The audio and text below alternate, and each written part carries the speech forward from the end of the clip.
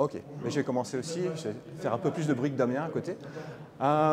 Bienvenue à tous, je vais juste tourner le micro pour m'entendre un peu mieux. Aujourd'hui, je vais vous entretenir du sujet de qu'est-ce que l'industrie de la cybersécurité peut faire pour protéger l'utilisation des prompts d'intelligence artificielle. Je m'appelle Olivier Ménil, je suis conseiller stratégique chez Palo Alto Networks et mon rôle en fait concerne principalement le secteur militaire, de la défense et les institutions européennes, mais je veux dire que je suis une sorte de généraliste. Alors, trois parties pour la présentation et la démonstration d'aujourd'hui. Le contexte, le ou les problèmes, le ou les solutions. C'est un peu pour structurer le mode de pensée de la présentation. Alors, la cybersécurité, c'est un peu comme Obélix quand il est tombé dans le chaudron. Moi, je suis tombé dedans il y a environ 30 ans. Et au fur et à mesure de l'évolution, il y a des évolutions, il y a des révolutions, il y a des changements. On a été introduit à l'informatisation, on va dire, globale, l'arrivée des PC, infrastructures client-serveur, etc., etc.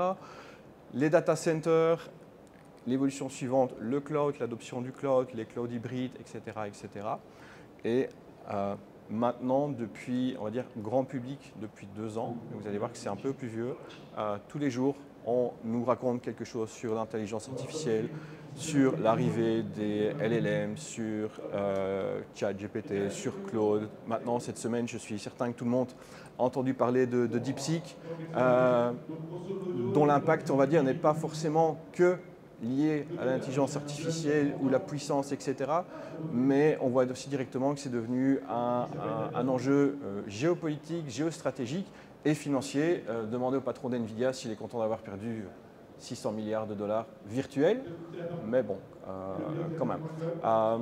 Si vous avez suivi l'actualité d'aujourd'hui, OpenAI réagit en accusant DeepSeek d'avoir volé ses modèles d'entraînement, ses données, ce qui est assez cocasse vu que OpenAI est accusé, on va dire, d'avoir fait exactement la même chose par rapport à la collecte de données. Tout ça pour dire, le monde de l'intelligence artificielle est un modèle qui évolue heure par heure, minute par minute, qui n'a encore aucune maturité. Donc c'est un champ d'exploration, c'est un champ des possibles et il est très facile de mélanger différents concepts. Donc on peut vous balancer les termes très à la mode, AI, machine learning, deep learning, supervised learning, unsupervised, etc., renforcement. Aujourd'hui et demain, vous allez certainement entendre parler de distillation. Moi, la distillation, ça me rappelle mon grand-oncle et le Calvados en Normandie. Mais voilà, donc la distillation devient maintenant le terme à la mode cette semaine dans l'intelligence artificielle. Donc essayez aussi, c'est très important. Je ne vais jamais prétendre de maîtriser le domaine, mais c'est très important d'apprendre, d'avoir les bases, de comprendre les fonctionnements, les schémas. Donc quand on parle de techno, tout le monde sait ce que c'est une techno, un produit, une solution. Les algorithmes, qu'est-ce qu'est un algorithme? Parce que le machine learning va reposer sur l'utilisation des algorithmes, les différences entre supervised, unsupervised, hybride, renforcement, etc., etc., pour enfin arriver à ce terme générique qu'est l'intelligence artificielle. Voilà, après 5 minutes, vous êtes maintenant tous experts en intelligence artificielle, merci beaucoup. Ce qu'il ne faut pas oublier, jusqu'il y a 2 ans et 2 mois, grosso modo, on n'en parlait pas. Et puis, fin d'année 2022, ChatGPT arrive. Tout le monde s'extasie, c'est génial. On peut interagir avec quelque chose, mais dans un modèle humain. On peut poser des questions telles qu'on les pense, plutôt que de devoir essayer de construire avec, on va dire, une solution externe basée sur des mots-clés. Donc, pas besoin d'apprentissage. On parle sa langue. Donc, évidemment, au départ, l'anglais, mais c'était internationalisé extrêmement vite. Et ChatGPT, on va dire, a révolutionné la diffusion et l'utilisation de l'intelligence artificielle au quotidien. Il faut savoir que chaque domaine technologique, on cherche toujours l'application qui va lancer le business. J'en parlais il y a quelques minutes. Quand les téléphones portables sont arrivés sur le marché, au départ, c'était réservé à certaines personnes. Et puis, les SMS, short message, sont arrivés. Ça a révolutionné. Jusqu'au point où, chaque année, le 31 décembre, on faisait sauter les infrastructures parce que tout le monde envoyait ses vœux. 20 ans plus tard, c'est terminé. Maintenant, on utilise autre chose et les infrastructures sont modernisées. Donc, c'est un domaine grand public très récent. Évidemment, grand public récent, les médias s'en emparent tous les jours des articles. Bon, je ne vais pas vous faire l'insulte de vous parler d'Elon Musk et des autres, etc. etc. On va basculer. Ce qui est important de savoir, c'est l'adoption. Et aujourd'hui, on est dans un cycle d'adoption d'une technologie. On n'a jamais vu une technologie aussi rapidement adoptée. Donc, les courbes, les chiffres, je vous en montre, d'autres peuvent vous en montrer, mais grosso modo, vous allez voir en fait une courbe d'adoption extrêmement rapide. Donc, on projette l'utilisation quotidienne d'intelligence artificielle va atteindre le seuil critique, donc c'est en général ce qui est monitoré, d'1 milliard d'utilisateurs en maximum 7 ans. Pensez juste que pour l'utilisation des téléphones portables, du mobile, il a fallu 16 ans, Internet, il a fallu 23 ans, et je pense que la télévision, on était au-delà du demi-siècle. Donc, on arrive à une technologie déployée de plus en plus rapidement, c'est bien, mais il y a un autre côté à la médaille. C'est qu'une technologie nouvelle, elle doit être sécurisée. Ça veut dire que l'industrie a extrêmement peu de temps pour adresser le problème de la sécurité. Les gens utilisent parce que c'est facile, parce que c'est pratique, ça donne les réponses. Les étudiants, ils ont trouvé ça mais formidable. Je tape mes questions de mes devoirs, de mes leçons, et j'ai des réponses. Je ne dois plus réfléchir au sujet de philosophie. J'ai directement des résumés, etc. etc. Ben, aujourd'hui, les écoles reçoivent les travaux sous forme digitale. Qu'est-ce qu'elles font? Elles comparent les travaux qu'elles reçoivent des étudiants par rapport à une base de données continuellement alimentée. L'alerte, en fait, c'est dommage pour l'étudiant. Dès qu'il y a une alerte, l'étudiant, ils ne prennent même plus le temps de réfléchir. On sanctionne directement. Donc l'étudiant ou les étudiants ont pu profiter du système le temps que le système s'adapte. Le système s'est adapté très très rapidement. Pour la cybersécurité, c'est exactement la même chose. Il faut qu'on s'adapte extrêmement rapidement. Pourquoi? Mais si on ne s'adapte pas, voici deux exemples récents, j'aurais pu en trouver d'autres. Il y a quelques jours, attentat aux États-Unis, explosion d'une Tesla à Las Vegas. En fait, la personne qui s'est fait sauter dans sa voiture a cherché comment fabriquer l'explosif en utilisant ChatGPT. Alors, ce n'est pas que l'information nécessaire ne se trouvait pas sur Internet, mais on pourrait penser qu'elle était moins facilement accessible. Et aujourd'hui, les requêtes sur Internet, si vous croyez que vos requêtes, elles ne sont pas enregistrées, donc derrière, vous avez tous entendu parler d'un programme Échelon. Échelon réagit, c'est bête, mais c'est efficace, à des mots-clés. Donc si vous commencez à taper des mots-clés dans des messages, ces mots-clés reçoivent un certain poids. Si on arrive à une certaine limite, il y a une alerte qui est déclenchée. Ce n'est pas qu'on vient vous arrêter directement dans les 5 minutes, mais vous allez peut-être être placé sous surveillance. Et si la surveillance révèle que dans vos communications téléphoniques, vous êtes en contact avec des personnes qui sont déjà suspectes, le niveau d'alerte va monter jusqu'à une intervention. C'est un peu comme ça que fonctionne le principe en fait, de collecte d'informations. L'information devient de l'intelligence, l'intelligence devient actionnable en mauvais français. Donc, premier exemple. Deuxième exemple, je vais en parler un petit peu, on va dire que c'est déjà du classique. La manière dont on va poser les questions dans un prompt. Si on essaye de détourner, de paraphraser la question, parce que si la question est posée simplement, le prompt va réagir. De nouveau, DeepSeek, si on essaie des questions embêtantes pour le gouvernement chinois, il va tout de suite répondre « Ah, je préfère qu'on parle d'autre chose ». Ça montre d'autres limites. De nouveau, mais là, on n'est plus dans la cyber, on est dans la géopolitique, etc., etc. Par contre, si on lui dit « Tiens, explique-moi l'histoire de l'homme qui s'est mis devant des chars sur la place Tiananmen ». Et là, l'article sort. Et dans certains autres cas, il se corrige, il commence à écrire la réponse et il réanalyse sa réponse, il fait une analyse récursive et il efface sa réponse. C'est assez impressionnant. Ça veut dire aussi que la réponse que vous recevez à une question est influencée et donc vous êtes influençable. Il ne faut pas croire qu'il n'y a que les Chinois qui font ça. Tout le monde fait ça, évidemment. Donc pensez qui contrôle derrière. Donc on va dire la détection au niveau texte, vous allez voir, il y a déjà des solutions. Semaine dernière, les confrères de Microsoft sortent une étude sur les règles, les problèmes les plus courants d'évasion et arrive cet exemple extrêmement simple. Donc aujourd'hui, si on utilise une infrastructure, on va dire, qui se limite au texte, donc un prompt textuel, un output textuel, on va dire texte-texte, mais on sait combiner. On sait maintenant aujourd'hui utiliser des modèles qui vont combiner et le texte et l'image, le son, la vidéo. Ah, c'est super, c'est de plus en plus facile. Hein. C'est un peu comme les systèmes, je ne sais pas si vous connaissez le système HelloFresh, ben vous ne devez même plus aller faire vos courses au magasin, on vous apporte tout, vous n'avez plus qu'à cuisiner. En fait, bon, il suffit de mettre les ingrédients dans la poêle, dans la casserole, et hop, c'est quasiment terminé. Même chose, on vous fournit un package de solutions pour vous simplifier la vie. Mais au plus on augmente les fonctionnalités, au plus on augmente le risque. Un prompt textuel combiné à une image, dans l'image se retrouve du texte.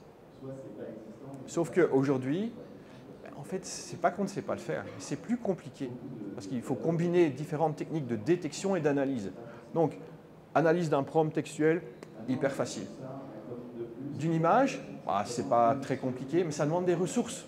Parce qu'il faut faire l'OCR, il faut derrière valider que l'OCR est correct, qu'on a bien compris les mots. Donc aujourd'hui, qu'est-ce qui se passe? Parce qu'il faut aller vite. Il faut mettre les solutions sur le marché le plus vite possible pour arriver avant les concurrents.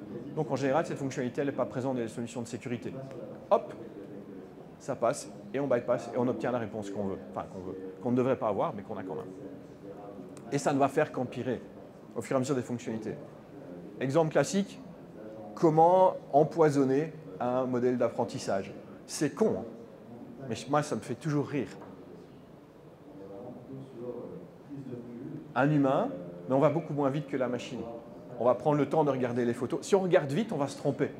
Si je vous montrais les photos 2 secondes, j'enlève le slide, je vous pose la question, où sont les chiens et où ils ne sont pas, quasiment personne n'aura 100%. Machine learning, c'est à peu près la même chose. Si on ne lui donne pas, il faut savoir, un bébé a besoin de 2 photos d'un animal pour savoir quel type d'animal il s'agit. Un modèle d'apprentissage, il faut 100 000 photos. Juste pour vous donner un ordre de grandeur, pour arriver au même résultat d'efficacité. Donc, intelligence artificielle, moi je mets des très gros guillemets. Mais donc, vous voyez, c'est extrêmement simple d'empoisonner. OWASP, je ne sais pas si vous connaissez, OWASP est très très connu dans le monde de la sécurité pour sortir des top 10, donc les vulnérabilités, les failles critiques sur Internet, les failles critiques des bases de données, des applications, etc. etc. Donc OWASP maintenant a un top 10, donc un top 10 des vulnérabilités les plus courantes. Et évidemment, la première, c'est au niveau de l'injection des prompts.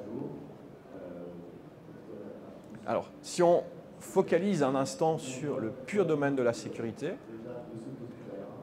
on essaye de nous vendre, et on vend l'intelligence artificielle comme un accélérateur. Et c'est vrai, simplificateur, accélérateur. C'est super, parce qu'on cherche toujours à être plus efficace et à aller plus vite. Éventuellement dépenser moins, mais ça c'est un autre débat.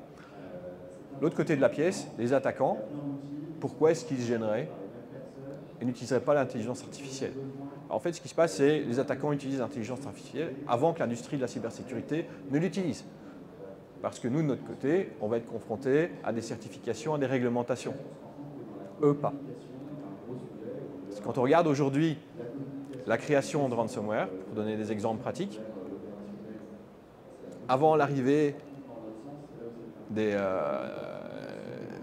chats ou des chatbots, grosso modo, on estimait, avec les kits disponibles de ransomware, une douzaine d'heures étaient nécessaires. Aujourd'hui, en moyenne, on a raccourci le temps de développement d'un nouveau ransomware à 3 heures. D'ici peu de temps, on va passer à 15 minutes. Plus efficace, plus rapide, moins détecté, moins détectable, etc. etc. Et le fait d'avoir un vecteur d'attaque plus efficace, la conséquence, c'est que les attaques réussissent plus facilement, à nouveau. Donc on est dans un cycle, on va dire, ou des cycles avec des vagues, où la réponse devient de plus en plus efficace jusqu'au moment où une nouvelle techno apparaît. Et de nouveau, la détection et la prévention sont moins efficaces, l'exfiltration et les attaques réussissent plus. Donc aujourd'hui, le fait d'avoir accéléré le développement des ransomware fait aussi que les exfiltrations, les compromissions d'infrastructures sont beaucoup plus rapides. Et on arrive à des délais extrêmement courts.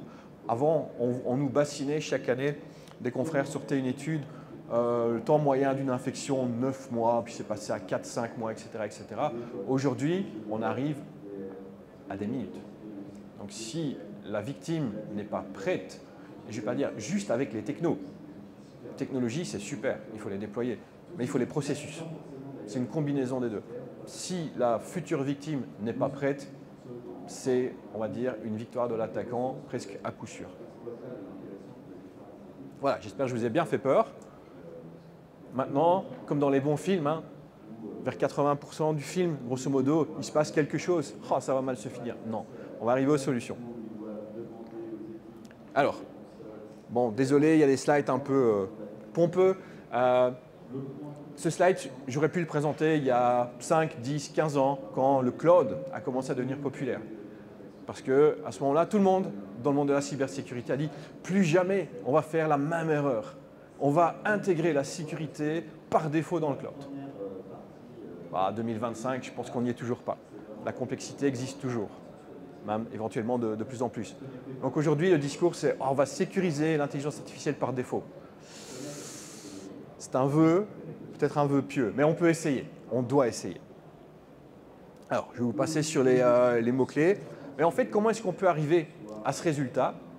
Le processus, il n'a pas changé. Par rapport à d'autres émergences technologiques, le processus n'a pas changé.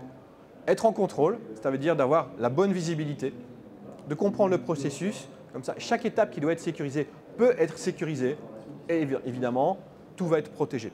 Donc le processus, en fait, il se réitère. Et quand on parle de sécuriser les prompts ou l'intelligence artificielle en général, il y a deux aspects. Le côté utilisateur, donc comment est-ce qu'on va sécuriser l'utilisation de l'intelligence artificielle entre les utilisateurs, les employés et les applications. Et de l'autre côté, ce sera la deuxième partie, le slide sera illuminé de l'autre côté dans quelques minutes, comment on peut aider les entreprises à sécuriser leur développement d'applications qui vont utiliser l'intelligence artificielle. De nouveaux chiffres, à mon avis, c'est plus élevé. Grosso modo, on estime une grosse moitié des employés aujourd'hui utilisent régulièrement l'intelligence artificielle. On ne sait pas faire sans, on peut essayer, mais bloquer une telle puissance, un tel outil ou de tels outils, en fait, va pousser les utilisateurs à essayer de passer outre, à essayer de contourner.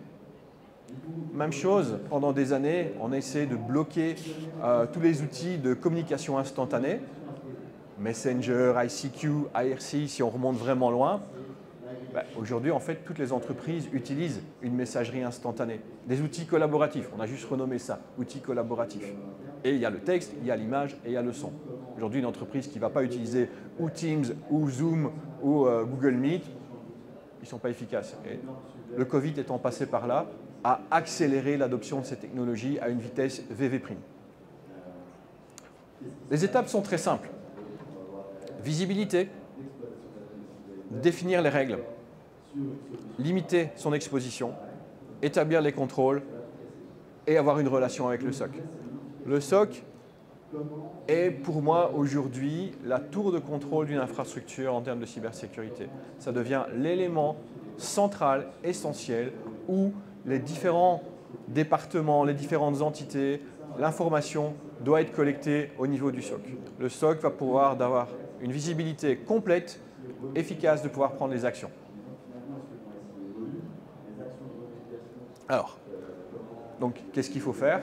Prioriser, sécurisation au niveau Copilot, terme lancé par Microsoft il n'y a pas très longtemps, adopté par toute l'industrie, sans questionnement. Tout le monde aujourd'hui fait du Copilot.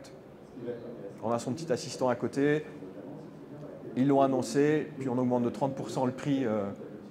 Il y a un business model derrière. Il ne faut pas croire que c'est innocent. Tout le monde fait ça dans l'industrie. Mais donc, sécuriser la partie Copilot, priorité numéro 1. Sécuriser l'accès au LLM, priorité numéro 2. Alors, si après la connexion Internet fonctionne correctement, je vous montrerai une petite démo. Sinon, vous allez avoir des captures d'écran qui vont définir. Donc, l'approche qu'on prend chez Palo Alto Networks, c'est on essaye d'éviter de réinventer la roue. Nouvelle techno, ça veut dire start-up, marché de niche, etc., etc. Des dizaines de solutions qui vont arriver sur le marché. Pour les clients finaux, c'est de nouveau complexifier, trouver des nouveaux budgets, etc., etc. L'approche qu'on a, l'approche plateforme, on sait bien, il y a des gens qui sont pour, il y a des gens qui sont contre, c'est qu'est-ce que dans notre écosystème aujourd'hui de solutions, on peut utiliser pour intégrer ce besoin supplémentaire. Donc aujourd'hui, la partie sécurisation d'une infrastructure d'intelligence artificielle utilise des produits existants. Et je ne vais pas vous faire une présentation sur qu'est-ce qu'on a comme produit, ce n'est pas le but de la présentation aujourd'hui. Mais voilà un exemple de notre interface de gestion centralisée. Pour être à la mode, oui, on fait du dark mode, etc., etc.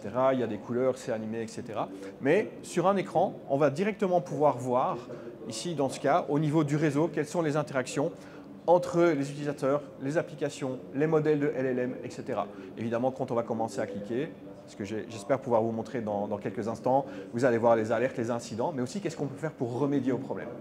Donc, notre approche est de dire comment s'insérer dans une architecture existante et d'augmenter les fonctionnalités pour avoir la couverture de la sécurisation au niveau intelligence artificielle.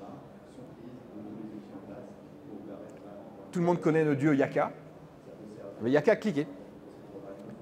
Donc, l'avantage d'une solution intégrée, c'est qu'il n'y a rien comme composant supplémentaire à déployer, à installer. Il y a un petit changement au moment où l'infrastructure de notre côté est prête, vu que c'est infrastructure as a service. Dans le GUI, il y a une petite mise à jour, dans l'interface graphique. On va simplement, on lit dans le document de dire « Ah ben voilà, aujourd'hui la fonctionnalité est disponible, il faut aller dans le menu et activer la fonctionnalité GenAI ». On l'active et directement, on voit partie visibilité, quels sont un peu ce qu'on a fait il y a quelques années dans ce qu'on appelle le Shadow IT. Donner la visibilité au niveau des applications. On va donner exactement la même visibilité par rapport aux applications qui utilisent AI, par rapport aux modèles, par rapport aux datasets, etc., etc. Évidemment, je ne vais pas faire un deep dive de chaque écran avec des fonctionnalités. Le but est de présenter ça aux personnes qui gèrent de la manière la plus simple, la plus efficace possible. Évidemment, vous pensez bien, au plus il y a d'informations, au plus on va avoir de visibilité, de contrôle, etc. Le volume de données, le nombre de requêtes, etc., etc., etc. Mais ce qui est le plus intéressant en termes de cybersécurité, ce sont les incidents. Et quelque chose qui est aussi assez intéressant, c'est qu'on n'essaye pas forcément de se focaliser uniquement sur les incidents cyber, mais également sur les incidents en termes opérationnels. Pourquoi ?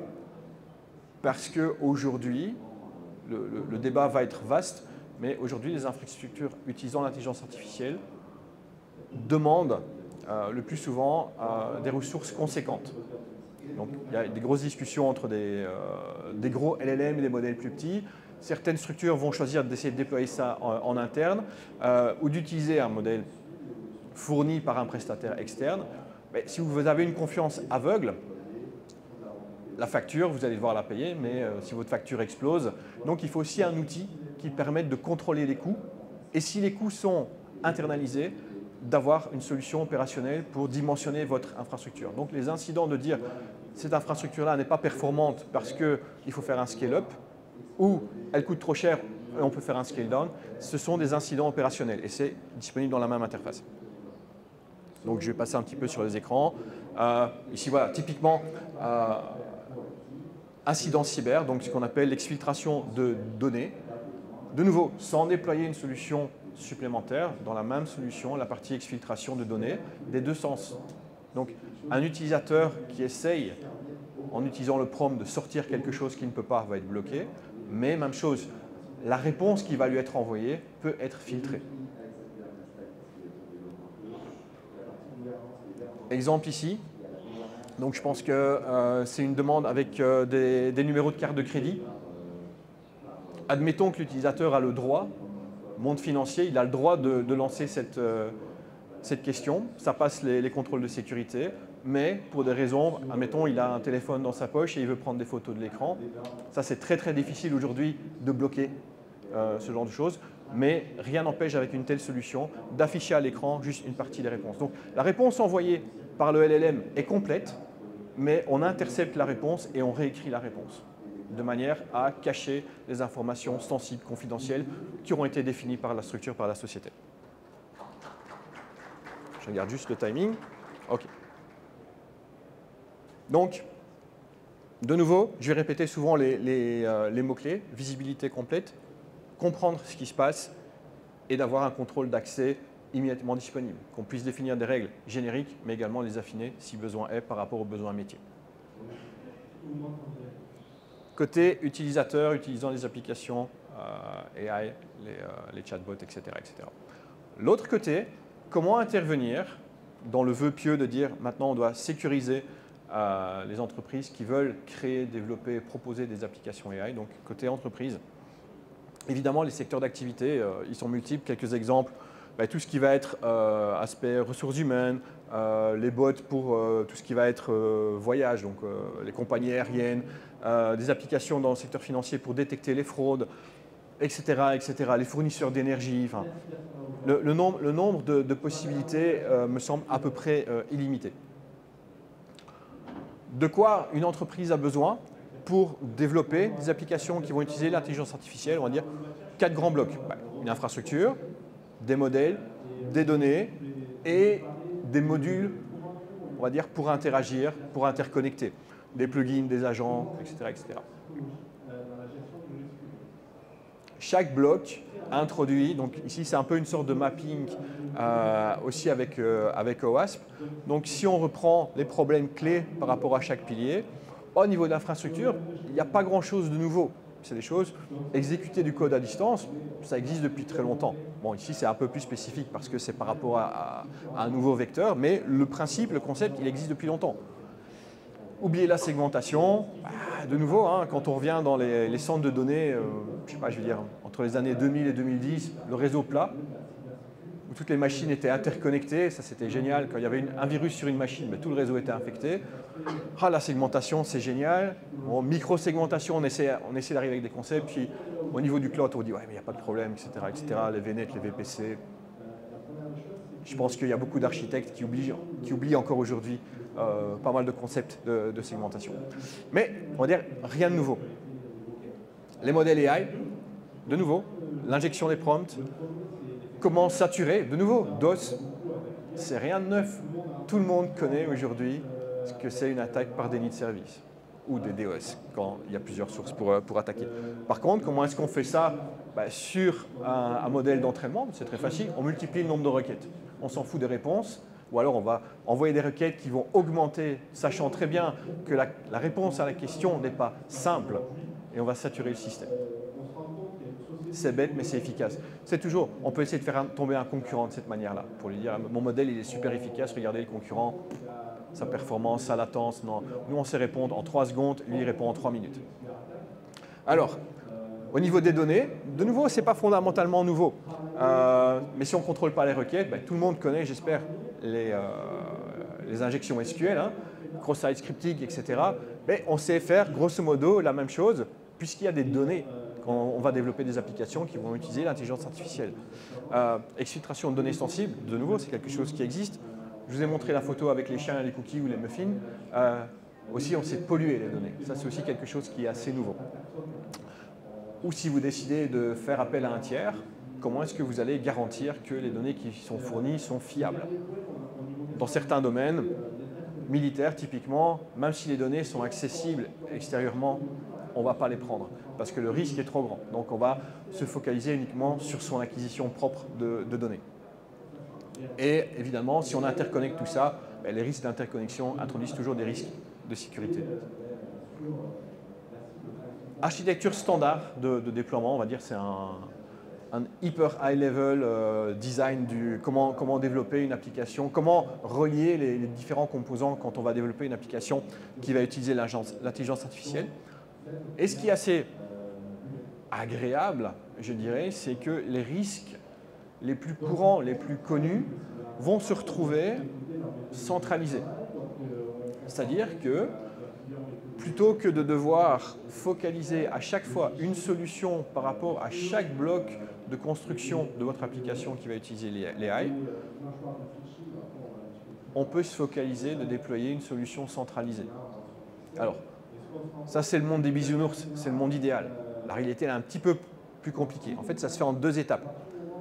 La première étape, il faut intercepter dans les 2 sens, donc le prompt, la réponse. Ou bien l'interprétation de la question vers les données. La sortie des données, est-ce que c'est un modèle central, est-ce que c'est un modèle clusterisé, etc. Donc la partie interception doit s'assurer que par rapport à votre infrastructure, l'interception se fera de manière continue et de manière complète. L'avantage, vous allez le voir, c'est que la partie visibilité va découvrir l'infrastructure de l'application et va permettre d'automatiser le déploiement de la solution. Si vous avez 10 composants, la partie interception sera présente par rapport aux 10 composants. S'il n'y en a que 5, elle sera présente aux 5 endroits.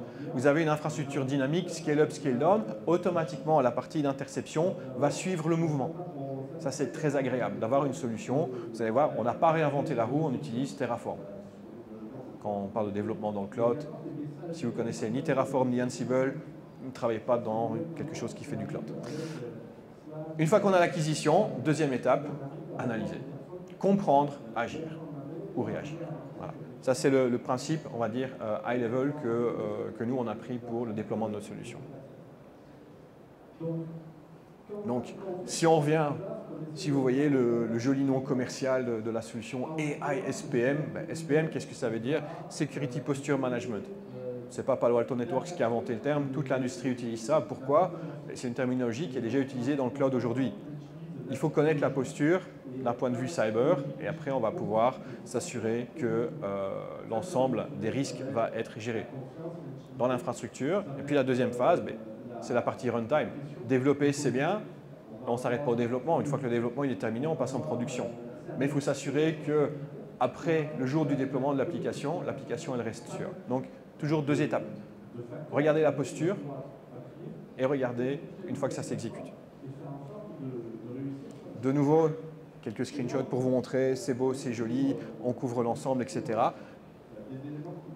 Dès l'interconnexion, donc qu'est-ce qui va se passer? En fait, on va se connecter, on va se plugger en très bel anglais sur l'infrastructure. Évidemment, on va utiliser les outils d'identification de l'entreprise. Première phase, on va découvrir l'infrastructure qui est utilisée pour la ou les applications.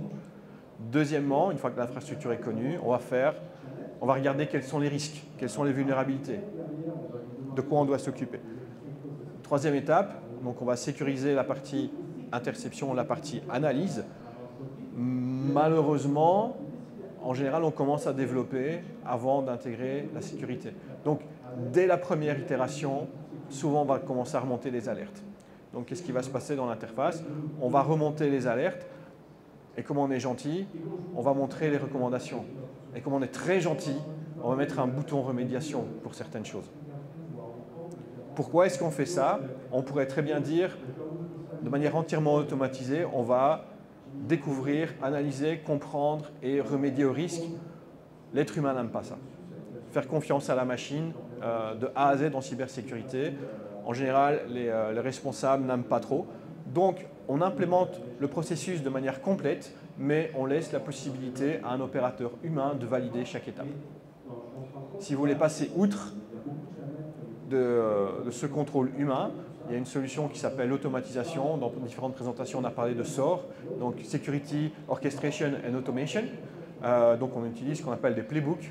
C'est juste des process, étape numéro 1, étape numéro 2, étape numéro 3. Donc vous pouvez intégrer des playbooks par rapport à ce genre de solution, de faire des choses de manière entièrement automatisée.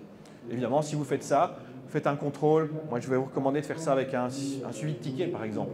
Un incident entraîne la création d'un ticket et chaque étape d'intervention d'un playbook va donner le résultat de l'opération et documenté dans le rapport qui sera intégré dans le ticket. Donc, à la fin, peut-être que de manière automatisée, vous allez avoir 12 tickets créés et 11 des tickets auront été résolus automatiquement. Vous aurez 11 rapports disponibles et le 12e, il y aura peut-être une intervention humaine à faire. Voilà, donc de nouveau, capture d'écran pour montrer le posture management.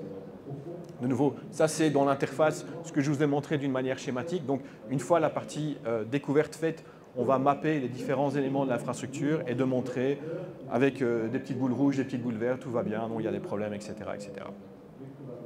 Alors, maintenant, on va se lancer.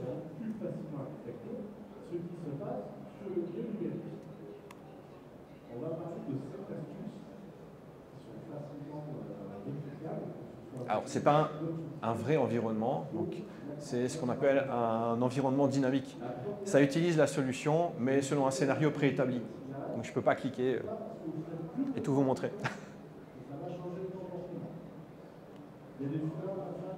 Donc voilà l'interface de départ. Alors, évidemment, Palo Alto étant une société américaine, le focus, on va dire, est prioritairement sur, on va dire, les grands acteurs. Je pense qu'il y en avait été une solution chinoise, il y aurait peut-être Alibaba comme premier fournisseur de cloud. Aujourd'hui, principalement, on se focalise toujours, les 3 premiers hyperscalers qu'on va supporter vont être Amazon, Google et Microsoft. Les autres suivent. Donc, je sais que pour la France, par exemple, OVH est supporté vu que ça tourne sur une infra KVM, etc., etc. Pourquoi, en général, il n'y a pas les logos? Parce qu'à chaque fois qu'on propose une solution, on a une double certification. Le vendeur de la solution cybersécurité doit être accrédité par le fournisseur de plateforme et vice-versa. Parce que c'est une solution commerciale et il faut assurer du support. On ne peut pas faire payer une entreprise un support si on n'est pas autorisé à fournir le support. Donc c'est pour ça que la partie certification prend du temps et que parfois les logos mettent un peu de temps à arriver, même si techniquement tout fonctionne. Partie connexion, donc configuration plugin dans l'infrastructure. On rentre simplement son service account name. Il va se connecter. Et ça, c'est la magie, on va dire Discovery, les API calls. L'utilisateur, l'opérateur ne voit absolument rien. Ça se passe de manière automatique. Ça dure grosso modo 1 minute. Voilà, ça c'est une vue de l'interface qui va vous présenter. Les designers d'interface chez nous trouvent ça sexy. Ça, c'est une question de point de vue personnel. Mais la représentation, donc, entre les datasets, les modèles, les utilisateurs et les plugins et la partie, évidemment, l'exposition à Internet. Tout est cliquable, etc., etc. Et donc, vous avez une visualisation. Donc, ça, c'est un nouveau modèle de représentation qu'on voit dans beaucoup de solutions depuis 2-3 ans avec ces flux. Plus c'est épais, plus il y a de données, etc., etc. Donc, ici, vous voyez, en fait, quelles sont les interactions entre les applications qui utilisent AI et les modèles derrière.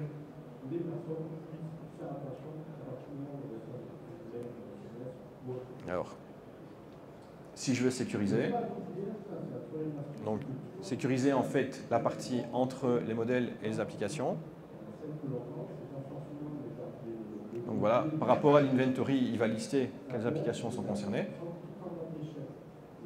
Il remonte encore une fois le schéma qui va correspondre à la partie découverte. La partie Terraform, donc automatiquement, le déploiement de la partie interception et analyse va être généré dans un script Terraform. On ne le lance pas automatiquement parce que peut-être que vous voulez vérifier avant de déployer dans une infrastructure. Imaginez, on a un bug, vous déployez votre infrastructure, elle tombe, vous allez nous en vouloir. Donc, on n'a pas automatisé l'étape du déploiement Terraform, mais le script est là. Une fois que la solution, une fois que le script a été lancé, donc le module et les modules sont actifs dans votre infrastructure, dernière étape, définir les règles. 2 exemples ici pour lutter. Donc, si on essaye en fait de l'exfiltration, de l'injection en utilisant des URL, de nouveau, l'URL filtering ici ne va pas empêcher les employés d'aller sur les sites porno ou les sites de téléchargement illégaux. Mais on va utiliser la même technologie d'analyse d'adresse URL pour voir qu'il n'y a absolument rien de malicieux. Parce qu'on sait très facilement, par exemple, exfiltrer des données dans des requêtes HTTP, voire HTTPS, pas de problème. Partie plus importante, c'est au niveau des données. Donc, on va créer, ou bien de manière automatique, ou bien de manière manuelle, ce qu'on appelle un profil DLP. Donc, qu'est-ce qui est autorisé comme données? Est-ce que tout est autorisé ou bien est-ce qu'il y a une classification de données présente? Est-ce qu'on doit bloquer tout ce qui est sensible? Est-ce qu'on doit bloquer des chaînes de caractères particulières, par exemple? Voilà, la règle est déployée. Donc on voit directement la partie qui est maintenant sécurisée de la partie qui ne l'est pas encore, parce qu'il y aura peut-être plusieurs règles à créer. En général, c'est pas une règle suffit à sécuriser un environnement complexe. Et directement, on va pouvoir voir quels sont les incidents.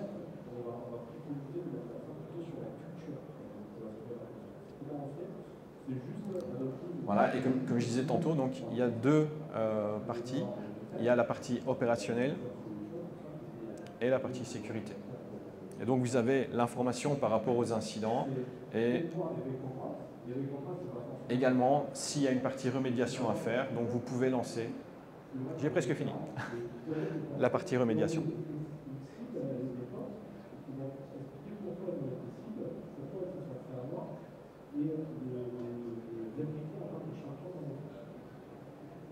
Comme la démo a fonctionné, je peux passer sur les slides.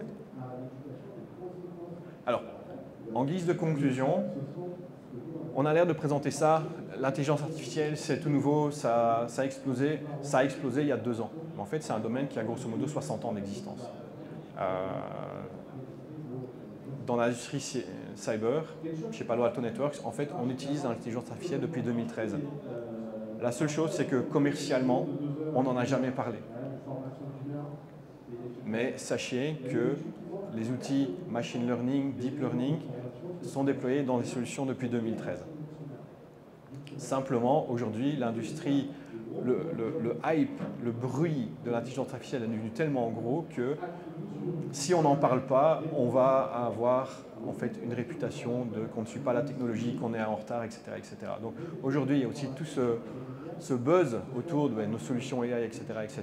Mais sachez que c'est un domaine qui est utilisé depuis très longtemps et de manière très efficace. Voilà un exemple. J'espère que les slides, moi de mon côté, je peux les partager, il n'y a pas de problème, il n'y a pas de secret. Voilà un exemple de ce qu'on fait avec du machine learning pour en fait détecter au niveau réseau des attaques inconnues en fait. Voilà, je ne sais pas s'il y a le temps pour une question ou pas. On peut. Voilà, moi j'ai terminé. Est-ce qu'il y a une des questions? Oui. Il n'y a pas de micro, donc si vous pouvez parler un peu plus fort.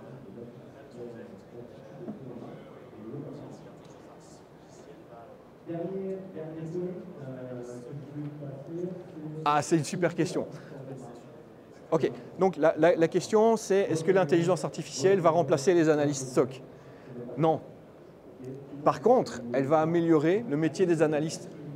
Moi j'ai un micro. L'intelligence artificielle va permettre d'améliorer la qualité de vie des personnes qui font l'analyse d'incidents. La cause numéro 1 de départ dans un SOC, c'est la fatigue. De voir jour après jour le même type d'incident, c'est usant. C'est du travail à la chaîne. Les solutions d'automatisation, qu'est-ce qu'elles permettent de faire? C'est tous ces incidents vont être traités de manière automatique. Ne vont rester que les incidents les plus intéressants, où l'analyste va pouvoir, je suis désolé du terme, mais s'amuser, ou voire pire, mais où il va pouvoir mettre ses connaissances, c'est-à-dire, ok, là l'attaquant, il a réussi à bypasser et mon système n'est pas capable de détecter ça. Pourquoi? Qu'est-ce que je dois avoir comme réponse? Ah, mais mon playbook, là, il s'est arrêté, donc je dois améliorer mon playbook, etc. etc. Donc aujourd'hui, on est en plein, moi j'appelle ça la 3e évolution des SOC. L'essor, et c'était l'autre proposition, de nouveau chez nous, on a lancé un SOC as a service avec des gros morceaux d'intelligence artificielle dedans, où on peut même apporter ses propres modèles. C'est la prochaine révolution. Aujourd'hui, on est au tout début, donc aujourd'hui, les SOC sont en train de s'automatiser à la partie VV'. La prochaine étape, c'est intégrer l'intelligence artificielle dans les SOC. Améliorer l'efficacité, pas réduire le personnel, parce qu'il y a un manque horrible de personnel, mais pouvoir permettre aux analystes de mieux faire et d'être plus efficaces et de travailler sur les choses qui en valent vraiment la peine.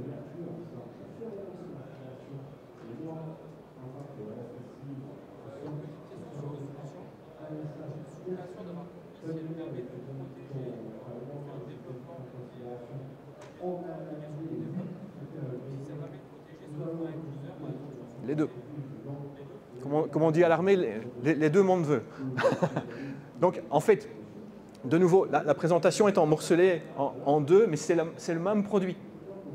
Donc, ce qu'on essaye vraiment de faire, c'est de consolider les fonctionnalités sans devoir déployer des produits, des agents supplémentaires.